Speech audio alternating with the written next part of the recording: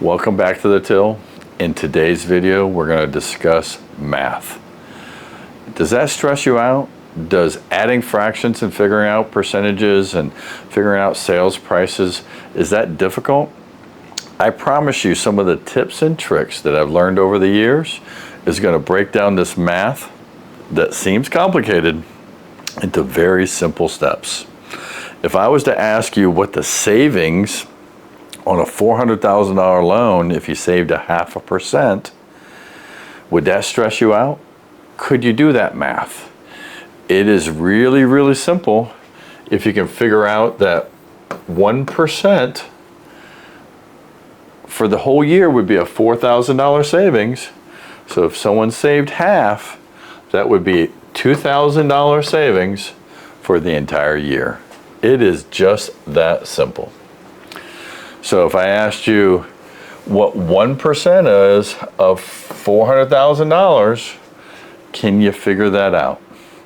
The simple math or simple trick is really just to eliminate two of the zeros, and you have $4,000 savings in a 1-year time frame. Now, if that was 3/8 for the year, how would you actually figure that out? I'm going to give you some tips and tricks quickly on that. So if the savings was $4,000 for the year, 4,000, half of that is 2,000. Half of that, or a quarter, would be 1,000. Half of that is 500. So if you had 3/8 savings, that would be 1,500, be $1,500 savings over the course of 1 year. Math is just that simple when you can break down some of the fundamentals of figuring out simple interest and simple math, right? So the biggest move there, what I just did was I cut it in half once I knew what 1% was.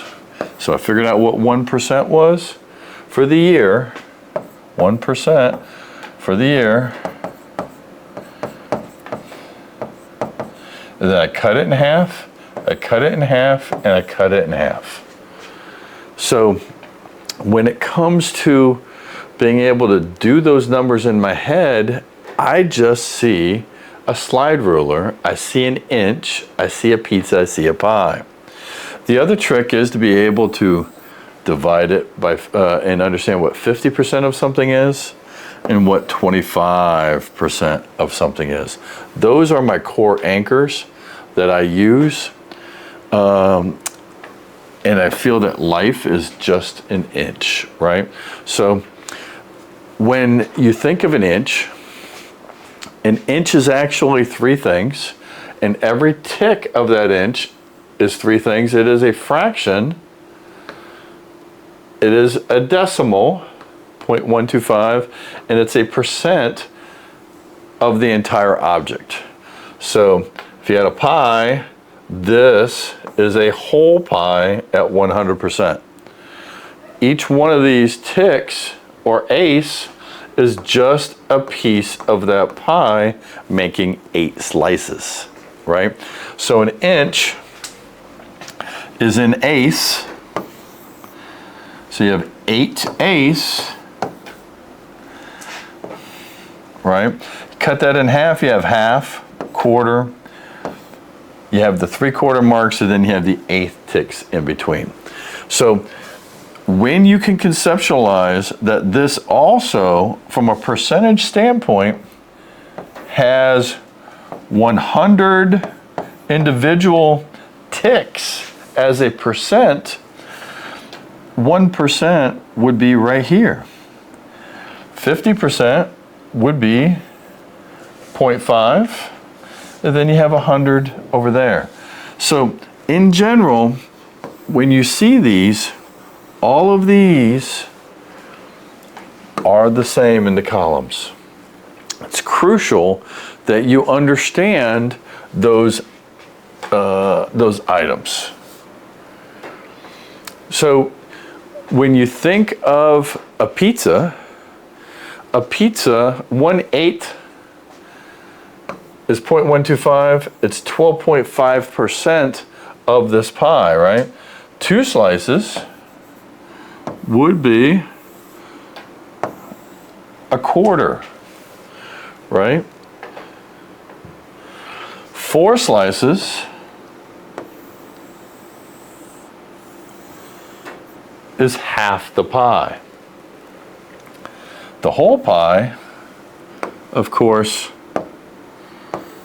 8 slices of pie is a whole pie, and is 100% of the pie is equal to 1 inch, because an inch is an eighth. So when we break down that in very simple terms, 1 inch, right, on a $100,000 deal, we figure out how to get to 1%, because you got to get to 1 inch, right, is equal to $1,000, right? So when you break down on a $100,000 deal, 1 inch is worth $1,000. So in mortgages, we have points, discount points, origination points. Don't confuse a point as anything else other than 1%. So if someone's going to charge you a half of a point, that'd be 1/2 of the point, it would be this column. So on a $100,000 deal, a half a point is $500. A quarter of a point would be a quarter. 3/4 would be $750. And I can do these in my head very quickly based upon the fact that, remember, it's just an inch right here. And I taught you how to cut it in half, cut it in half, cut it in half, cut it in half, cut it in half, cut it in half, cut it in half. And before long, math is super simple. So when I was just showing you that, it is taking that $1,000 and being able to cut it in half, 500, cut it in half as a quarter, cut it in half, it's $125.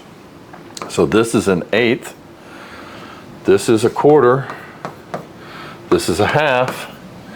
You can basically, if you know these 3 numbers, 0.5, 0.25, 125, you can add these 2 together to get 3/4, right? If you just add those 2, if you add all 3 of them, right, you would have 7/8, or 0.875, right? If you need to get to 3/8, you would just add these 2 together, right?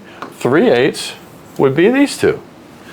So when you start seeing that it's just adding simple numbers and fractions together, it all comes together very easily. So let's get into some of the tips and tricks that I use every single day when it comes to mortgage math.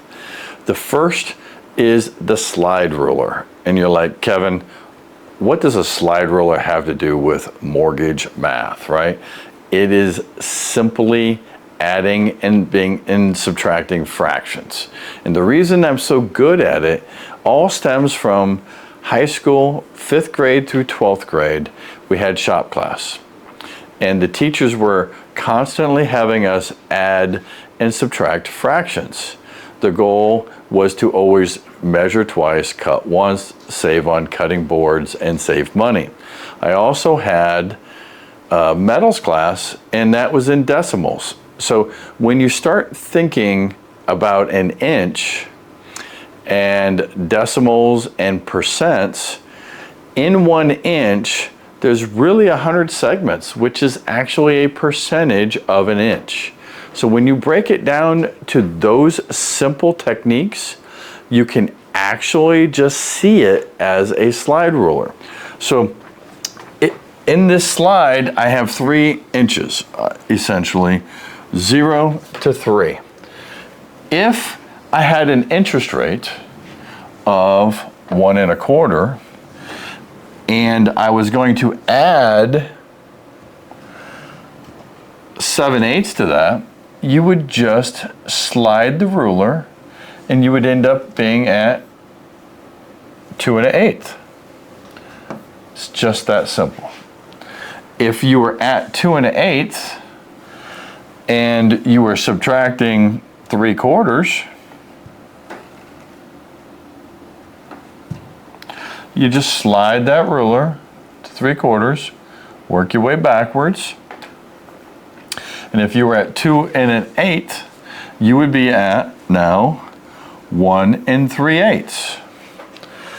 If you were adding, let's say, 5/8 to 1 3/8, you would take 5/8 and add to the 1 3/8, and you'd be at 2.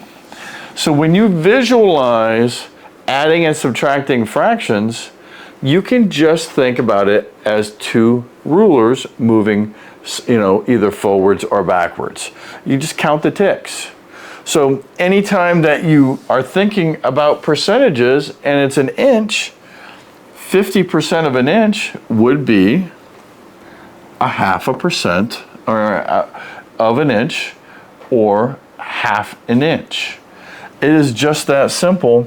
When you start sliding these rulers back and forth, you can consistently figure out fractions. Now, when it comes to mortgages, in many cases, we have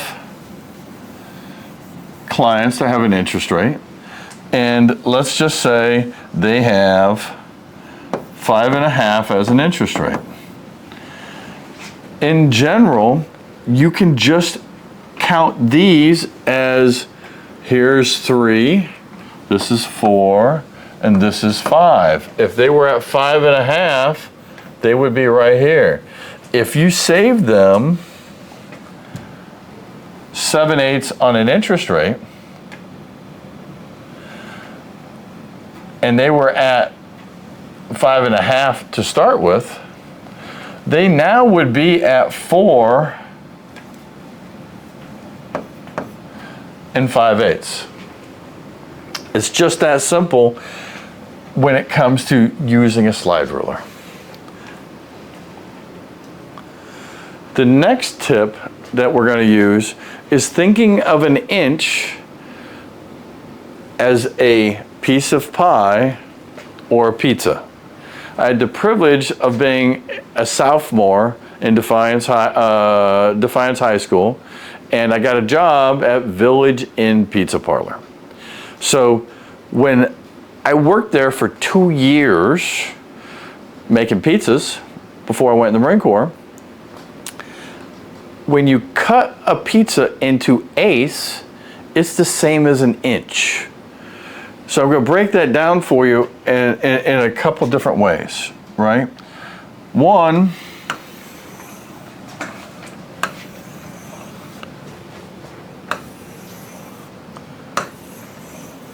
if we have 4 pies, if you cut that in half, you have 2 halves of 1, which is 50%.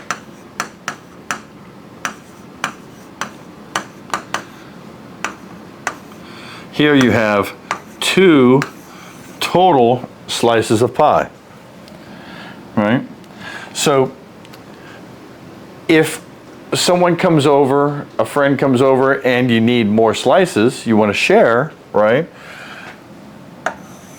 If you cut that into now half, the half into half, you now have 4 slices of pie. You have 2 here, you have 4 slices of pie here, that is essentially 4.25s or 4/4 of a pizza, right?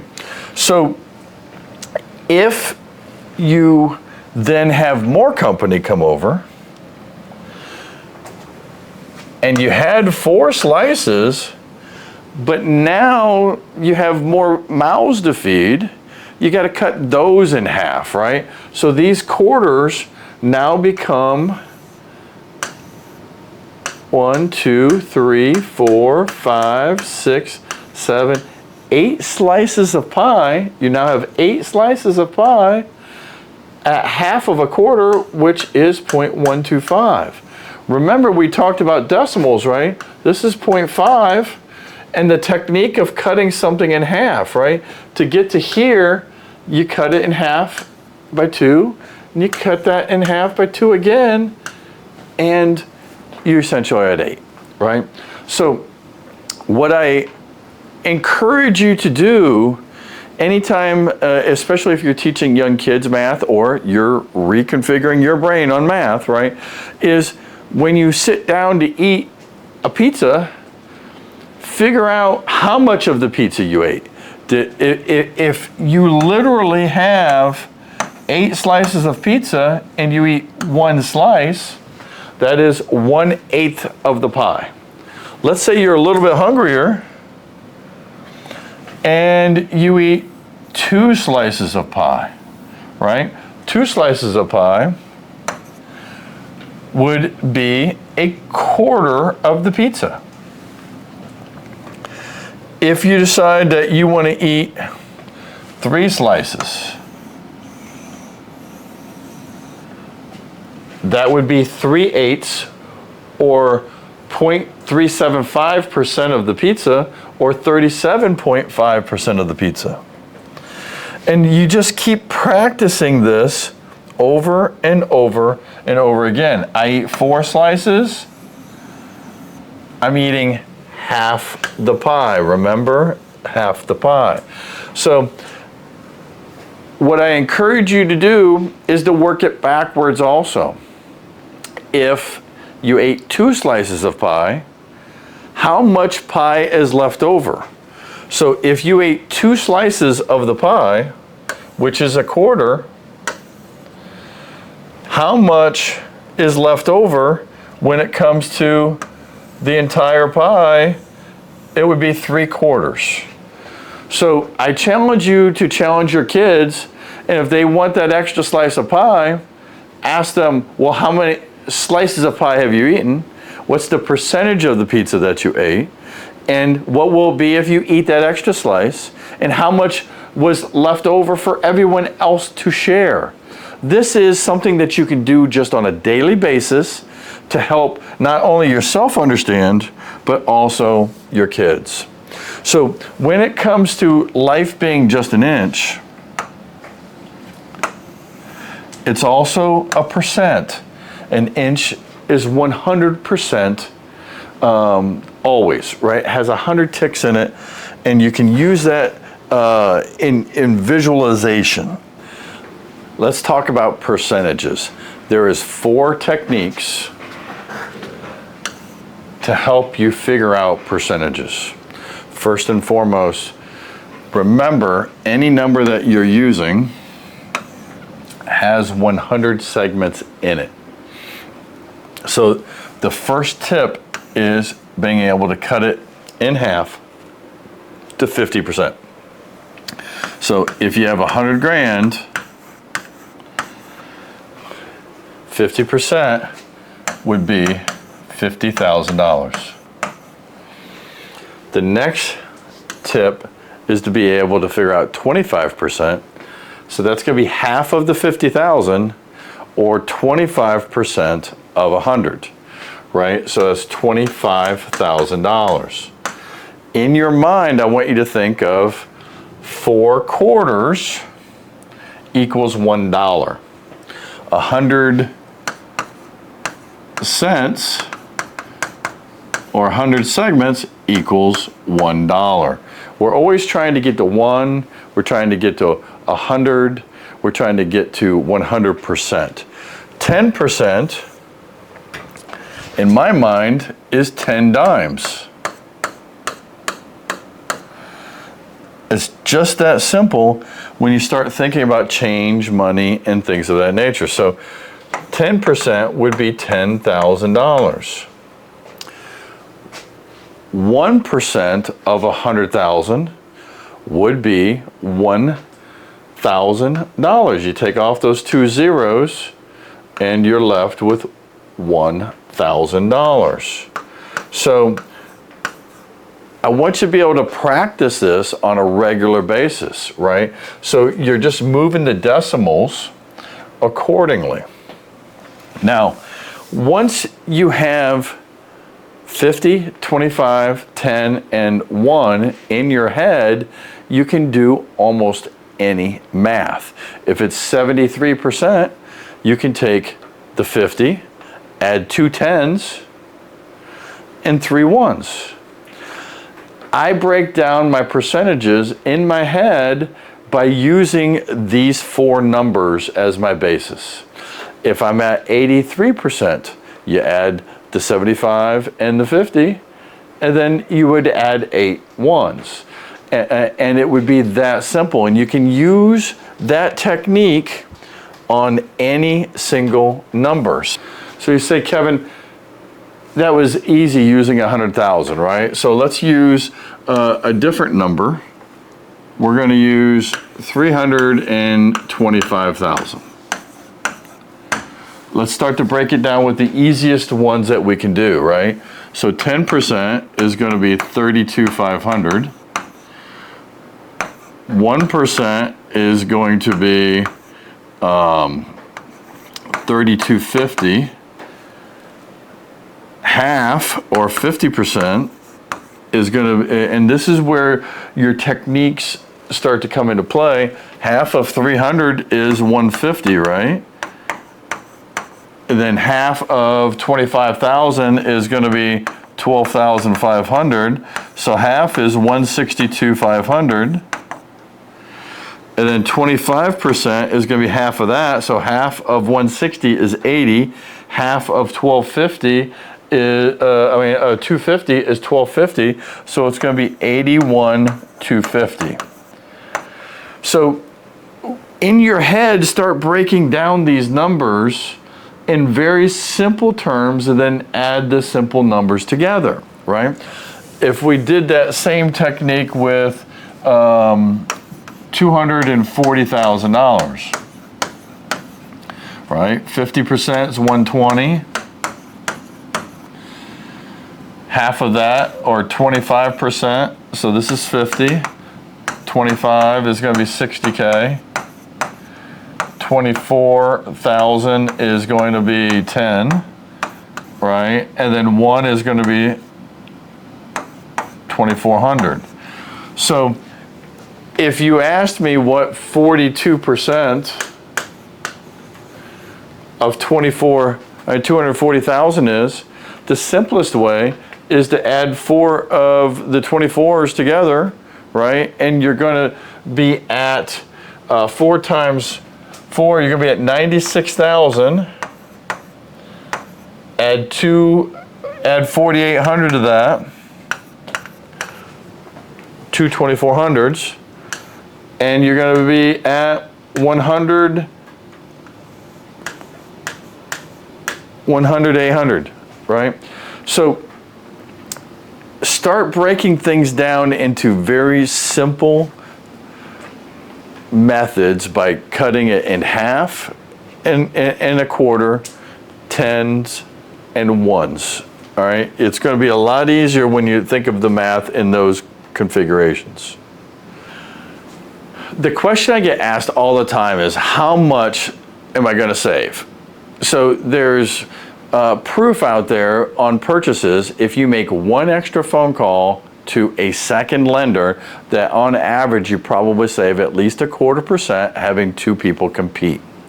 Likewise, clients that have closed on a loan and rates fall, you can do a no-cost refi and save money. So in general, you don't need a calculator to figure out how much you're going to save on a loan, right? So when it comes to, let's say you have a $450,000 loan and you're at 5 3/4 on your current interest rate, right? So the simple math is figuring out what 1% is $4,500.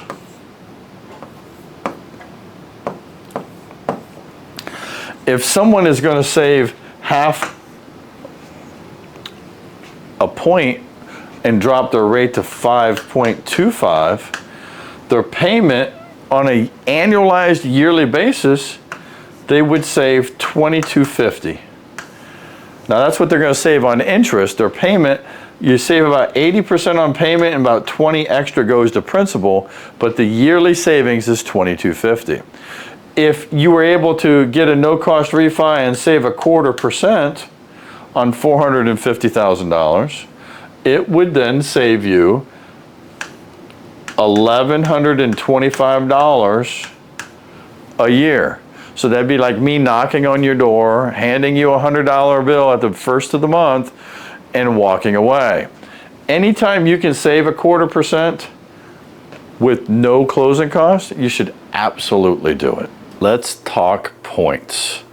First and foremost, anytime getting a quote from a lender, ask them, is there any points on the loan?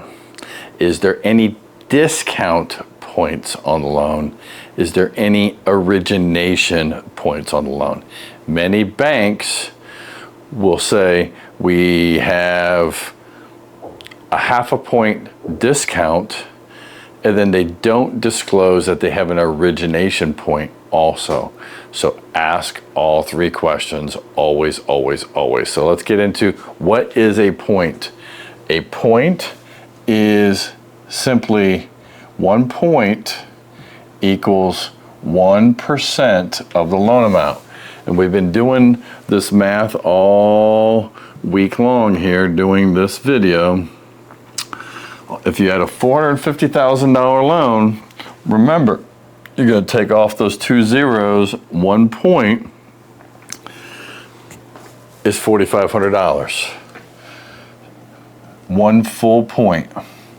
So when you think about points, I also want you to think about eighths. Remember that we have 1 point is not equal, this is 1% of the loan amount, but 1 point is not equal to 1% in rate. Okay, so it is equal to 1% of the loan amount. It is not equal to 1% in rate, okay? And 1% in rate for 1 point would be an incredible deal. But what does 1 point do? 1 point, generally you want to make sure if it's a permanent buy down of your interest rate, you're lowering your interest rate down 1/8 for a cost. So you're prepaying the bank interest. So it's not a free lunch. You're paying that money today to save over the life of the loan. So if you're refinancing soon, or think that you might, or you might be moving quickly, paying points might not make sense because you may never get the benefit of it back. Okay, so when you're thinking about points and how much does 1 point actually buy down an interest rate? So these are some rules of thumb that I've used over 30 years, and they're pretty solid, right? On a conventional loan, 1/8 in rate, lowering 0.125 in rate. This is rate. So right here, 125, lowering it down 1/8, normally cost 50 to 62 basis points. So 1/4 generally speaking, is 1 to 1.25 points to shave a quarter in rate. Now, how much would that save you on an annualized basis? Remember, we taught you how to do that. 4,500 here, here's 2,250. So 1125 per year cost, probably 1 point. So you save about $100 a month by paying this 1 point. That's on a conventional loan, right? That's on $450,000. On a VA or an FHA deal, normally 1/8 cost about 37.5 basis points, or 3/8, right? So you almost get 3/8 for a point on an FHA or VA deal. So you save 3/8 paying 1%, versus on a conventional, you generally probably save a quarter. Okay, so I'm going to get into how some of that works here a little bit more in depth. What is a good deal and a bad deal? And this is on a conventional loan, just trying to show you here at, and we always try to get to 100% in our business. So 100% would be a 0-point loan on pricing. This is pricing, right? So we got to get it to 100 to be at 0. So anything less than that, we're paying points. So if you at 5%, we're paying 0 on both of these loans, right? At 4.875 on this deal, price was 99.5. So 99 minus 0.5 minus 100 is a half. You would pay a half a point for an eighth lower rate. Remember, I told you an eighth is usually 50 to 62.5 basis points. That's in that range. That's good price, right? 4 3/4 is 99, so it would cost 1 point. If you want to get to 4.625, it would cost 1 3/4. So if you're analyzing this, this is a half, check, that's good. Half, good. 3/4, you have to question whether you really want to do it, because you might be overpaying for that extra eighth. At 4.5, they may charge you maybe 3 points, because what happens is nobody wants this loan, right? So they price it so that no one will actually take it, okay? Let's look at this other scenario. 5%, 0, right? 4 7/8, 99.25 cost 3/4, little out of range. 4 3/4 cost 1.5, consistent, but still a little bit out of range, right? And then here, 2 3/8. So between these two, it jumped to 87 basis points. Here was 3/4, and here's 3/4, right? But 3/4 is still out of range from my metrics of 50 to 62 basis points for each eighth. So this would be the bad deal. This would be good until it got to that point. Then below that, you have to question whether or not you want to do it. So this was a quick class on points. Remember, points, you want to permanently buy down your interest rate, and you want to ask if it's permanent or if it's temporary. If it's a buy down, temporary buy down, you might only save for 1 year or 2 years, or if it's an ARM or something of that nature that could have a variable, you want to know. But first and foremost, 1 point generally is 1% of the loan amount, and equal to normally a quarter lower rate to 1.25 points, 50 to 62 basis points for an eighth. Keep that in mind anytime you're thinking about paying points. So let's talk debt to income, right? So all of our loans, the lenders want to know that you can make your payment, right? So they generally all have a debt to income ratio with most loans, unless it's a stated income or a no doc and they don't care, or a streamlined IRL that there's no income documentation needed. But for the most part, conventional loan, you're buying a house, debt to income is a term that you're going to hear, and that is all your debts divided by your income. And they use your gross monthly income, and you're like, wow, why would they do that? They account for other percentages. They don't let you go to a max, right? So if you're making $10,000, we're gonna keep this simple, that is your gross monthly income, so you make $120K a year in this scenario, right? So there's two ratios. There is a front ratio and a back ratio. Front ratio is just your house or your rent. You can actually figure out what your rental debt to income actually is currently, and you should do that before you even think about buying a house. If your rent is $1,200 a month and you make $10,000, simple math is that's going to, you take off the 2 zeros and you're going to be at a 12% debt to income ratio. So this would be 12% of your gross. So you would take 1,200 and divide it by 10,000, right? So likewise, the back ratio is house or rent plus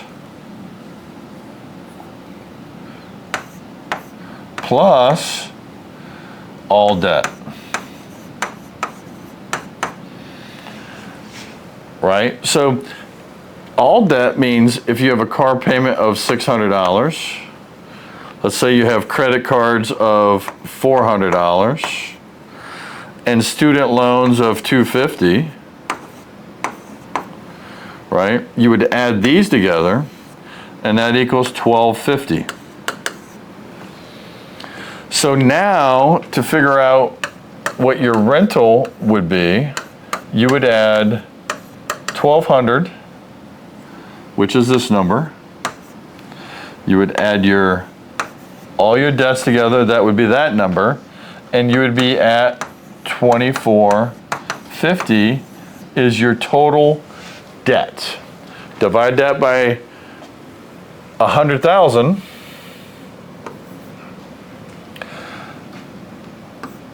and you would be at 24.5% on your ratio. Now, generally speaking, most loans will let you go up to a 50 back ratio, or 49.99. VA loans will allow higher, FHA will allow higher. Freddie and Fannie just removed this 50% number, but I haven't seen any get approved above it yet. Let's talk another term that you're going to hear, loan to value. Loan to value is how much money you're asking for or how much money you own divided by this fancy dancy house. That's your value, right? So if you have a $200,000 loan and you have an $800,000 value, you would just divide that out and you would be at 25% loan to value. It's just that simple. But keep in mind when it comes to loans, anything usually above 80% has what's called mortgage insurance. You can check out the video on mortgage insurance on the explanation of what mortgage insurance is, but it is essentially insurance that if you default, the lender actually gets paid the difference on what their expense and loss is down to the 80% level. So it's insurance protecting them, not you.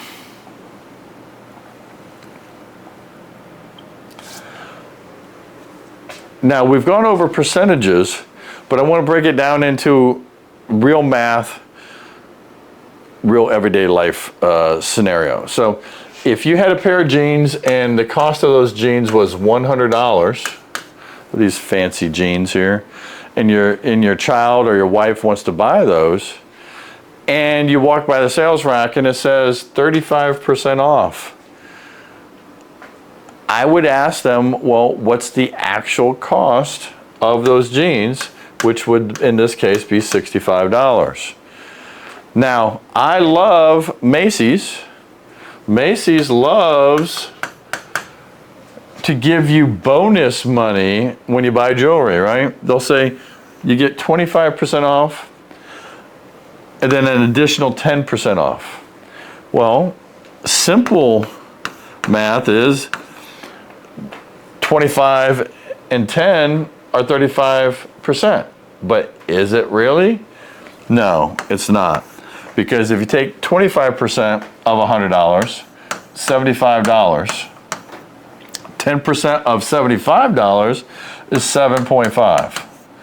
So the cost of these jeans is 67.5. So when your child or wife asks, and you might want to quiz them and say 25 plus 10 is, what's the price? If they can't get it right, don't let them buy the jeans. It's just that simple, right? So easy real life techniques, but you need to be able to apply them and understand them very simply.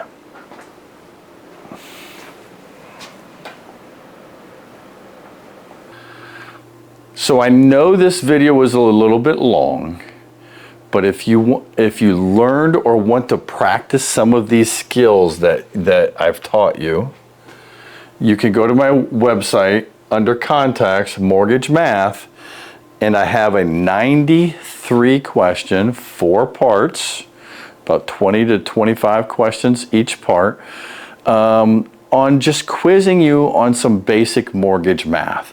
If you're in the process of buying a home, I highly recommend it. If you're in the process of looking to refinance, I highly recommend it. If you have a child and you eat pizza, I would challenge you to challenge them to understand how much pizza's been eaten, how many slices did they eat, and what their percentage was, and what their fraction was, and how to make a whole pie. If I ate 5/8 of a pizza and you ate 3/8 of a pizza, is that the whole pizza?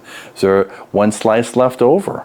Whatever the case may be, use everyday life, pizza, pie, and inch to practice your math on a daily basis. It will help you and pay dividends over your lifetime. My name's Kevin Retcher, owner of First Meridian Mortgage, KSA Insurance Agency, and also a realtor with Jobin Realty. This is the Till, Truth in Lending in Life. I'm going to catch you in the next video. Talk to you soon.